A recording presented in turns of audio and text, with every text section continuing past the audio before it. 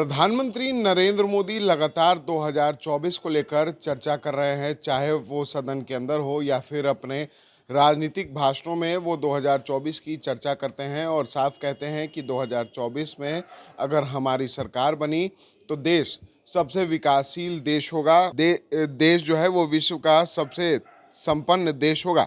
ऐसे में जदयू के राष्ट्रीय अध्यक्ष ललन सिंह ने इसको लेकर प्रधानमंत्री नरेंद्र मोदी पर जोरदार निशाना साधा है। प्रधानमंत्री नरेंद्र मोदी को लेकर ललन सिंह ने ट्वीट किया है, जिसमें उन्होंने सीधे तौर पर लिखा है कि आदरणीय प्रधानमंत्री नरेंद्र मोदी जी, आपका कहना है कि 2024 में अगर सत्ता में आए तो देश विश्व में तीसरा संपन्न देश होगा, जबकि सबको पता है यह आपका 2024 के लिए सिर्फ जुमला है।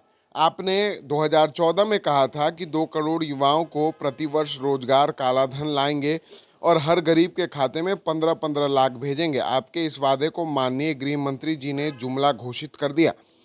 2019 में पुलवामा के शहीदों के नाम पर आपने वोट मांगा, लेकिन आज तक इनके द्वारा नियुक्त तत्कालीन गवर्नर श्री सत्यपाल मलिक के खुलासे का ना तो आपने जवाब दिया और ना ही उनकी बातों का खंडन किया। मौन तो स्वीकृति का लक्षण होता है। अब 2024 का नया जुमला देश जान चुका है, इसलिए जनता झांसे में नहीं आएगी। देश 2024 में भाजपा मुक्त होकर रहेगा।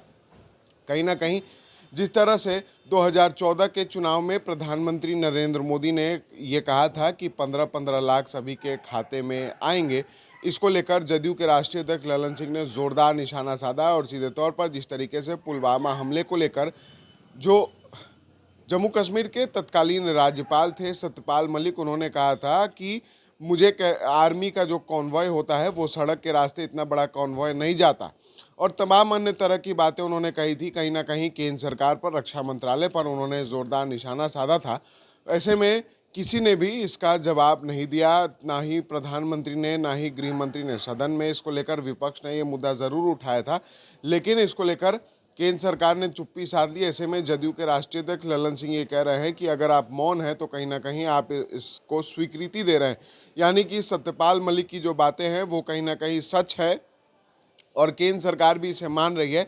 ऐसा कहना है जदयू के राष्ट्रीय अध्यक्ष ललन सिंह का और सीधे तौर पर उन्होंने कहा है कि जो 2024 को लेकर आप जुमलेबाजी कर रहे हैं वो देश की जनता जान चुकी है और आने वाले समय में जो देश है वो भाजपा मुक्त बनेगा। सीधे तौर पर जिस तरह से प्रधानमंत्री नरेंद्र मोदी ने ये कहा है कि 2024 में हम सत्ता में आएंगे तो भारत जो है वो विश्व का तीसरा सबसे संपन्न देश होगा।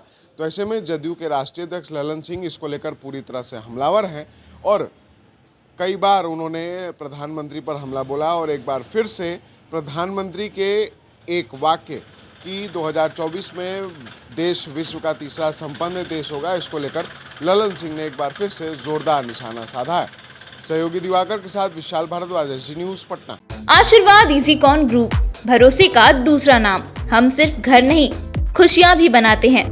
आशीर्वाद रोज वैली, जिसमें है premium flats with all modern amenities. Patna में लेना चाहते हैं अपने सपनों का आशियाना, तो कीजिए हमारे इन नंबरों पर संपर्क।